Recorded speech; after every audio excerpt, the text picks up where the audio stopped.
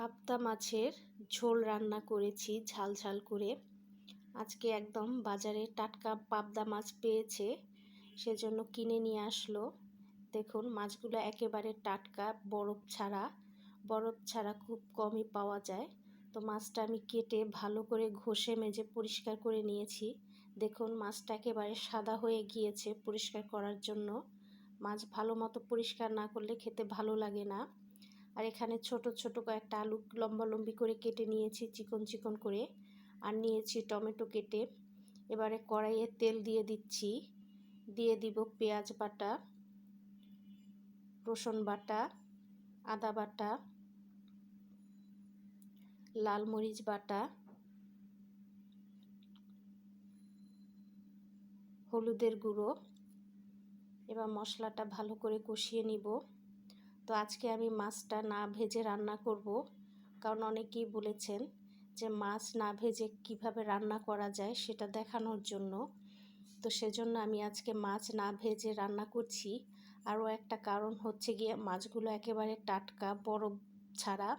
সেজন্য এই মাছগুলো না ভেজে রান্না করলেও খেতে অনেক সুস্বাদু হবে। তো মশলাটা আমি ভালো মতো কষিয়ে নিচ্ছি, কাঁচা মশলার গন্ধটা যাতে দূর হয়ে যায়। মশলা ভালো মতো কষানো হয়ে গেলে দিয়ে দেব কেটে রাখা আলুগুলো। আমি এর মধ্যে আলু দিয়ে ভালো করে নেড়ে দিচ্ছি। আলু দিয়ে মশলাটা আরও কিছুক্ষণ কষিয়ে নিব, যাতে কাঁচা মশলার গন্ধ দূর হয়ে যায়।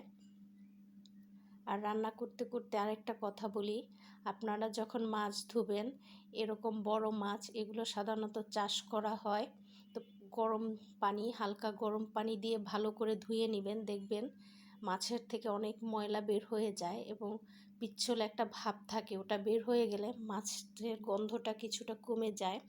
তো এবার মাছটা দিয়ে ভালো করে নেড়ে দিচ্ছি, কিছুক্ষণের জন্য মাছটা দিয়ে মশলাটা কষিয়ে নিচ্ছি, যেহেতু মাছটা ভেজে নেইনি সেজন্য।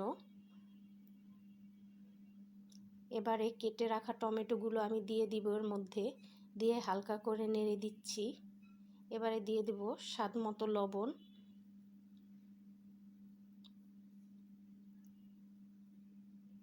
এবারে দিয়ে দিচ্ছি গরম পানি।